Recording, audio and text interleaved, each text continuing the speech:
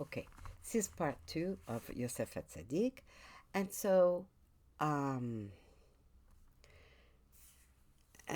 are talking about that the brother, that Yosef was telling his father that the brothers were doing things that were not right. And we see that because Yosef had really suspicions, he didn't really have concrete proofs of what he was saying to his father. He was really punished midah keneged midah, measure for measure, because of his suspicions. The Rambam explains about how, of course, that Yaakov had freed his wife to marry, had freed Bila and Zilpah to marry um, to marry them, to have children with them, and um, and the sons knew. Of course, the sons knew about it, but somehow they decided that they weren't going to be so social with them. They weren't going to really socialize with them. And we see that actually, when Yosef was grabbed and thrown into the pit and sold, we see that actually the sons of Zilpah and Bilhah, they were together with the sons of Leah in the plot to want to kill and sell Yosef as a slave. Right? So how come? So the answer is, there's two answers. That Yosef had told his father all these suspicions that he had. It wasn't just about the sons of Leah. It was also about the sons of Bilhah and Zilpah, and that strained their relationship. They started to have bad feelings towards Yosef. And the second explanation that the Or HaChaim HaKadosh gives us is that actually they went along. They were with the sons of Leah, and they went along. When Yosef came and the sons of Leah were plotting to kill Yosef, right? They went along and did what the other brothers decided to do. In Pasuk Gimel, it says, Vayehav, V'Yisrael ahav et Yosef, and Israel, not Yaakov, Israel, loved Yosef, mikol banav, yoter mikol banav. He loved him more than all his other children. Why? Ki ben zekunim hulo. Because Yosef was born when Yaakov was old. Oh, wait a minute. After Yosef was born, 9 years later, that's when Binyamin was born. So for sure, Yaakov was old. But yes, Yosef was the last one for 9 years. So he was Ben Zekunim. And in Pasuk Dalet, the brothers saw that Yaakov loved Yosef more than all his brothers. And they hated him. Velo yachlu dabro leshalom. They could not make peace with him. They couldn't speak to him. They couldn't. They could not speak to him to make peace. The Or HaChaim HaKadosh says that because of Yaakov's favoritism towards Yosef, that is really the primary cause of the hatred. He showed openly how much he loved Yosef, and he made him a special coat, and which the other brothers did not get. Only Yosef got a special coat, and that is what caused the hatred against Yosef. They had resentment against Yosef because of the accusations. So resentment plus the hate. So the hate became even bigger because of that extra love and attention that Yosef was given. When Yosef would actually accuse his brothers of wrongdoing, they didn't just keep quiet. they would argue back with him and say, no, he was wrong, right? And they would tell him off.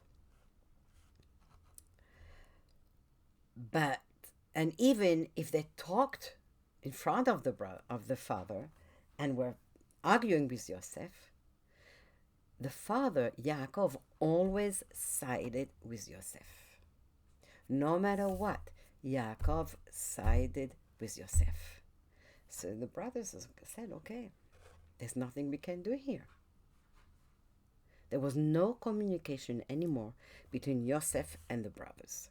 There was no way to repair, to fix anything. Because Yaakov relied heavily on Yosef.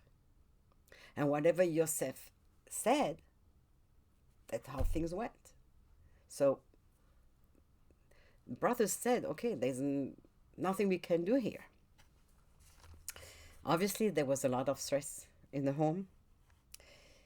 And from here, because of what happened in the family of Yaakov, Chachamim warn us, be careful.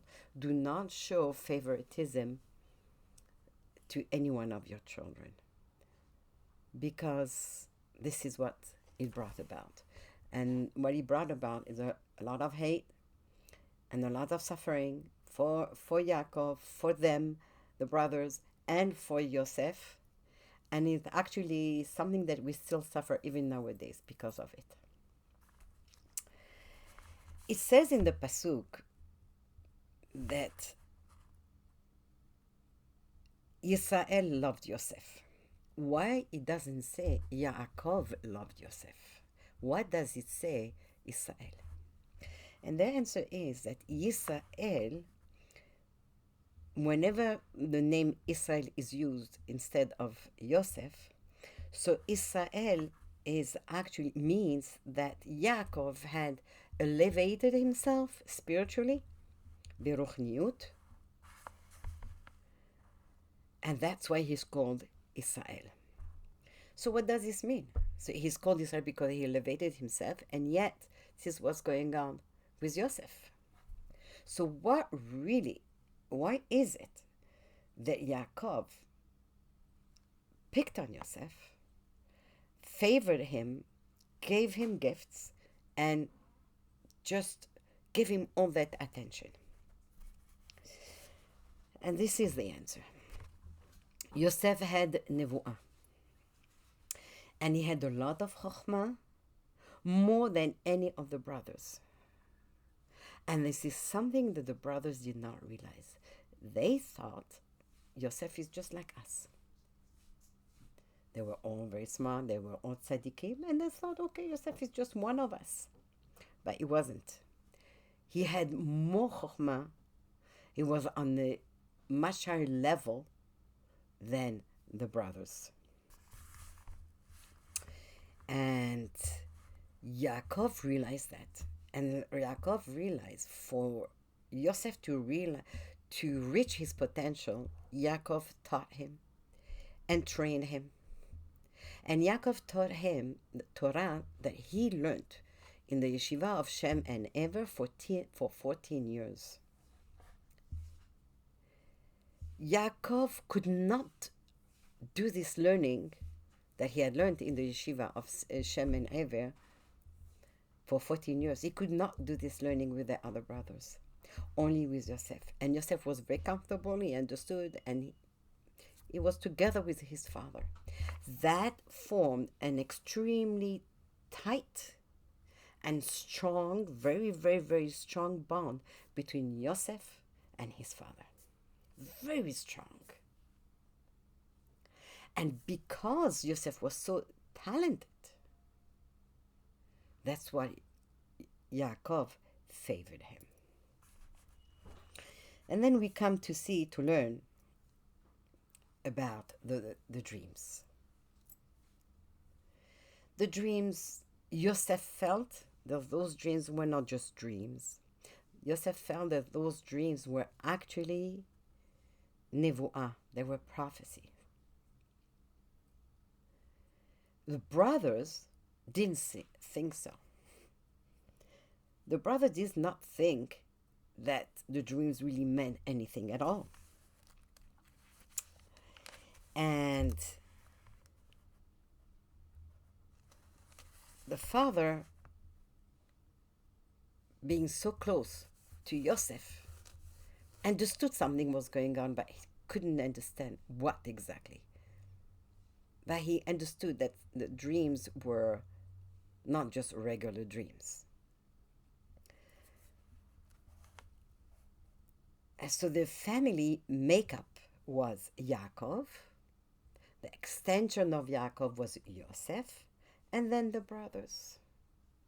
And that's why Yosef was given this special coat that was made to him. But this was really a recipe for disaster, because the brothers stopped talking to Yosef.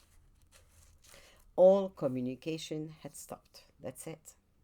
There was only resentment and hate. And actually, Chachamim tell us, if we make the gematria of Yosef, like the value of Yosef is 156, and the gematria of kin'ah, which means jealousy, is also 156. They're equal. Means that Yosef was attracting to him this jealousy. And this was through Yaakov's mistake. When Yaakov gave the ketonet to Yosef, this was to be a sign that Yosef is responsible for the well-being, spiritual well-being of his brothers, and also the physical well-being. As we are going to see later on, when they went down to Mitzrayim, Yosef is the one who took care of everything from A to Z for the entire family. And even as the family grew, it didn't matter. As long as Yosef was alive, he's the one who took care of everything for them. And so the coat meant not just a gift. It really meant a certain position. The Gemara tells us, just like a Kohen Gadol has to be taller, mishichmo vamala. It means from the shoulder up. It means no one from the entire nation can reach higher than the shoulder of the Kohen Gadol. If the Kohen Gadol is poor, but he has been chosen to become Kohen Gadol, then all the Kohanim have got to give him money, gifts, gold, and whatever to make him rich. And as we know, Kohen Gadol had his own special clothing. All this was to show a certain presence. The Kohen Gadol had to show a certain presence. And so it's the same with the king. King also had to be very tall. And it's the same also here. We see that Yaakov gave this special coat to Yosef as like a royal garment. That here, I'm giving you this coat because your presence is going to show that you have a position above your brothers in the family. That's why actually the halakha tells us that rabbis, that's why Sephardi rabbis have this special hat that they wear and the special robe that they wear. Again, it's just to make them be given more kavod, for the kavod HaTorah. And we see also by the Hasidim, the Rebbe also usually has a special clothing that they wear. It's the same idea. So Yosef had leadership qualities. He had chokhmah, he had nevuah, prophecy, but the brothers did not see it. They were just blinded by their hate to him. And then Yosef had the dreams. And that added to the hate. When Yaakov heard the dreams and he really saw the brothers' reaction, Yaakov was shocked. Whoa. And that was the first time when Yosef told the second dream. That was the first time ever that Yaakov was upset with Yosef. And he told him, what do you think? That me and your mother, we're going to come and bow down to you? With your brothers? What are you talking about? But deep down, Yaakov did not understand what was going on. But deep down, he knew there was something to these dreams. These dreams meant something. And Yosef knew that these dreams had a meaning. Now, the obvious question is, we're supposed to tell a dream to someone that we love and loves us. So how come Yosef went and told his brothers about the dream? The first dream, there are 11 bunches of wheat, that each one belongs to a different brother, and they're all bowing down to him, to his bunch. So what's the reaction? Or Chaim said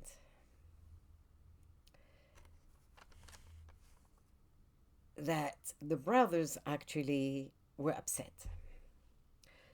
They mocked Yosef. They said, this is all your imagination. It didn't happen. You didn't have the dream. You didn't have the dream. You're making it up. It's not true.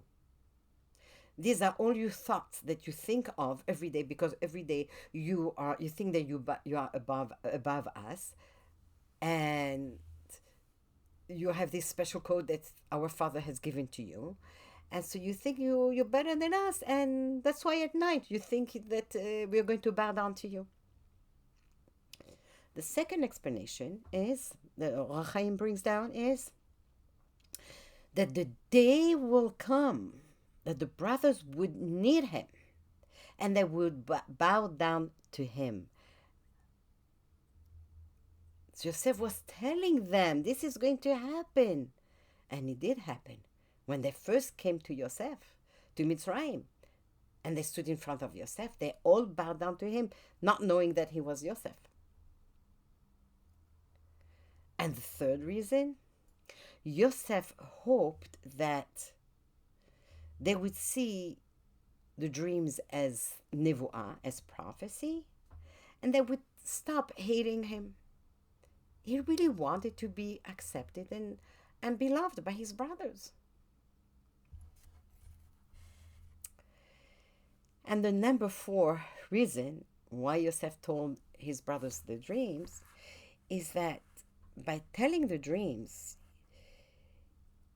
he hoped that they would see that he wants them to be united with Yosef, with everyone included.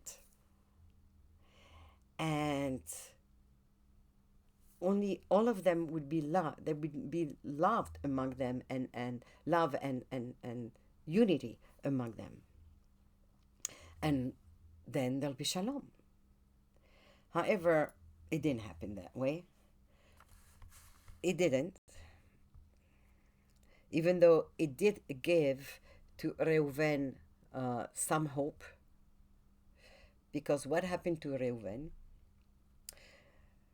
When Rachel passed away, Yaakov had always had his bed in the tent of Rachel. When Rachel passed away, Yaakov moved his bed from the tent of Rachel and he put it in the tent of Bilhah.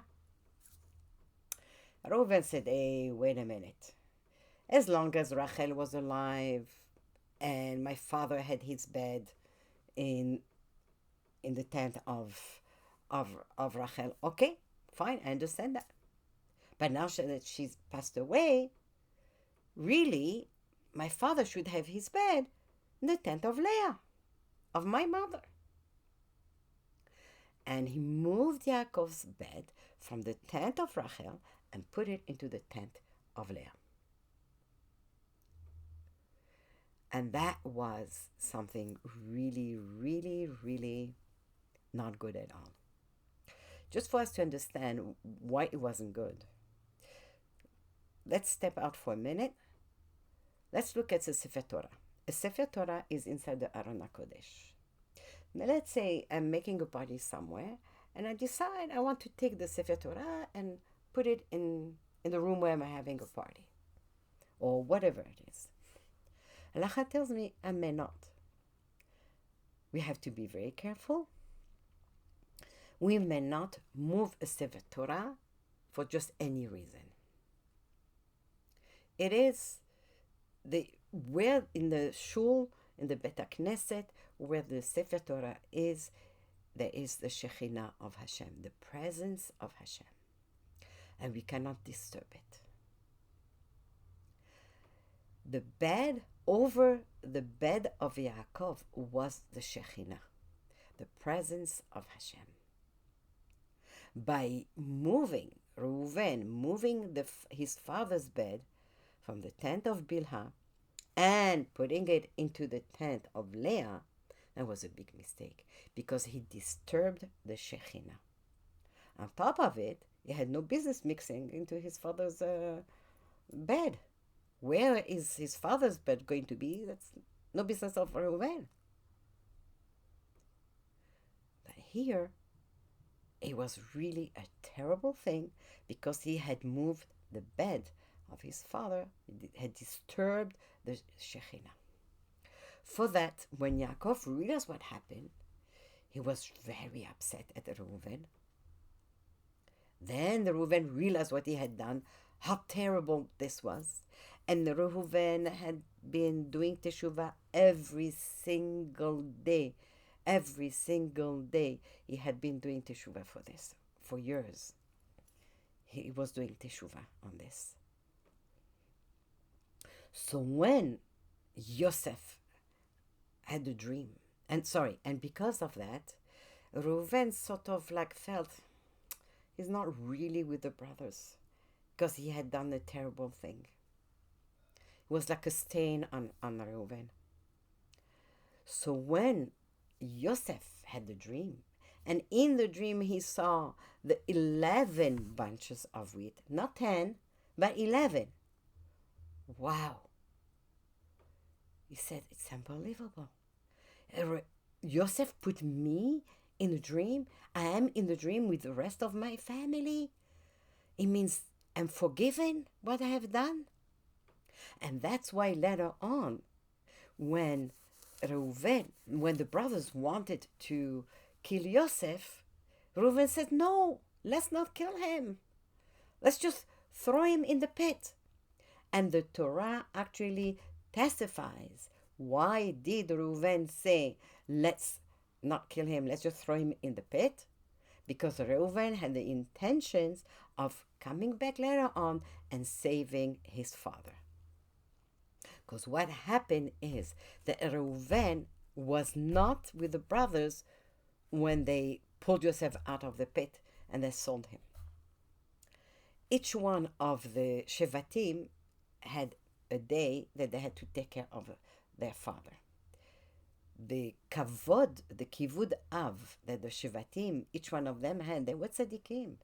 The kavod they had for their father was very strong.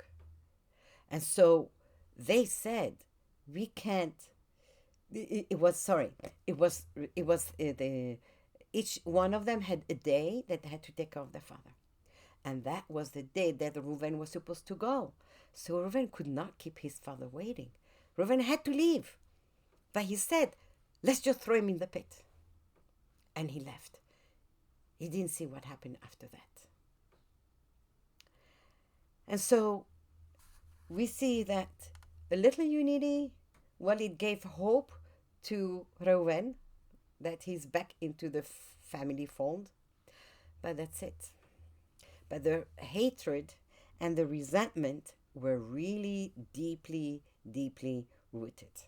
There was no love for Yosef from the brothers. They judged Yosef that all it meant was that he wanted to rule over them. Those dreams that you're having is just your thoughts, your imaginations. You think you're going to become a king over us. You think you're going to control us, right?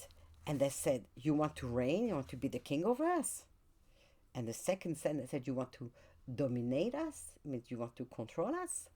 What is this? What did they mean? They said, how can it be? How can Yosef become king? Where? Is he going? Maybe he's going to be king over some country in the end of the world, but not over us. He's not going to be a king over us, because we know that Yehuda, they had the tradition that Yehuda is the one who was going to have the kings. So for sure, Yosef is not. He's not going to be king over us. And number two, they said to him, yeah, Yehuda is from our tradition. He's the one who's going to be the king over us. So what happened to this vision if you become the king over us? What's going to happen to Yehuda? They thought that Yosef was going to be a king over maybe a group of people. But even that, they didn't think it was believable. They didn't think something like this was going to happen. And they kept on saying, it's all your imaginations. It's all your thoughts. And they hated him even more because of the dream. And that's when he told the second dream, when they were all going to come and bow down, and with the sun and the moon, which represented Yaakov and his mother, but it wasn't really his mother, it was really Bilhah.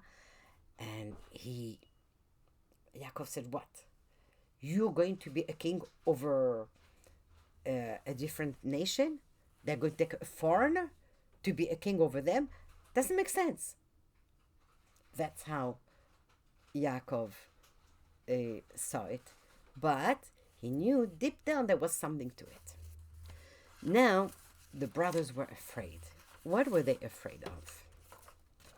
I hope you can see this clearly. And they looked at the family history. And they said, Abraham had Yitzchak and had Ishmael, and he had the Bnei HaPilagshim, had other children. What did Abraham do? Abraham sent away, he gave them gifts to the Bnei HaPilagshim, and he sent them away. He sent away Ishmael, who stayed to inherit Abraham and to become the father of the Jewish nation, Yitzchak. Then Yitzchak had Yaakov and Esav. Esav was gone. Who stayed? Yaakov. So Yaakov inherited everything from his father. But then they said, just a minute. There's 12 of us. Yosef is the favorite son. Is Yosef trying to get rid of us? To get our father to send us away? Just not like our grandfather and great-grandfather? And by sending us away, that means we won't be able to be the Shevatim, to have Am Yisrael. And I said, no way. We already have a king, and that's Yehuda. And if Yosef wants to take the place of the king, it means that what? He's a rebel. What's the punishment for a rebel?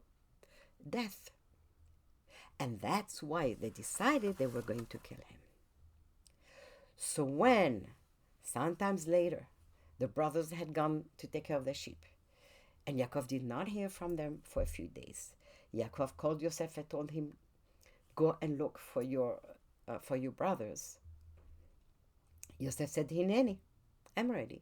Even though you're sending me to my brothers, but they don't love me. I love them. Because that's what was one of the reasons why he told their dream, because he felt love for them, but they didn't feel love for him. And Yosef says, okay, I'll go. And he went. Hashem sent the Malach Gabriel to try and help him so that Yosef would not go to the brothers. But it didn't help. Yosef got lost, but finally he found them. When they saw Yosef coming from far, and they said, oh, הנה בא לחלומות הזה, בא, הנה הוא בא. Here, he's coming. The dreamer is coming. They said, let's plot. Let's do something now. It's the best time for us to take care of this pain in the neck. Right? That's how they looked at it. We're going to take care of him. So this way, that's it. This is what he deserves. He deserves to die. There were 9 of them, not 10, because Binyamin did not come with them, and Reuven had gone back. So there were 9 before Yosef came to them, and they said, Hashem, you are with us. And Hashem agreed. Hashem did not agree for them, to kill Yosef, but he agreed to be with them, that Yosef had to go. Obviously, this was part of the plan for Hashem, for Yosef to go to Mitzrayim, and for Yaakov and the family to go down to Mitzrayim, because this is what Hashem had promised to Abraham. So Yosef was going to prepare the way. But, so when Yosef came, at that point they were still wanted to kill him, and they started to pull away from him his coat of colors, the ketonet pasim, and he was screaming and fighting, but he was one against 9. There was no way that he could win against them. And they grabbed him and they threw him into the pit. Hashem made a miracle that the scorpions and the snakes disappeared into the walls of the pit. And Yosef was inside, but deep inside he was so scared and screaming and crying and begging to be saved, but they didn't. They didn't. And later on, they sat down to eat. And later on, they saw Ishmaelim, and that's when Yehuda said, oh, look, there's a caravan of Ishmaelim. Let's sell him. Why should we be responsible for his death? Let's sell him as a slave. This way, we're not going to be responsible for the death. But none of them thought of the trouble and the pain they were going to cause to Yaakov, and to themselves too, and obviously to Yosef. And so as the caravan of the Ishmaelim was getting closer, they pulled Yosef out, right? And they sold him. They sold Yosef. We know that this was part of Hashem's plan for Yosef to go down to Mitzrayim, for Yosef to prepare a way for them, for Yosef to provide for them when he would be in Mitzrayim. But unfortunately, this caused a whole lot of pain for Yaakov, for Yosef, and for the brothers. And we're still paying today for what they did. May Hashem bring Mashiach so that the Shekhinah will stop suffering, because the Shekhinah of Hashem is suffering as long as there is no Bet HaMikdash. And so let's hope Hashem will bring Mashiach so we can have Bet HaMikdash. Shekhinah will stop the suffering, and then we too will stop suffering.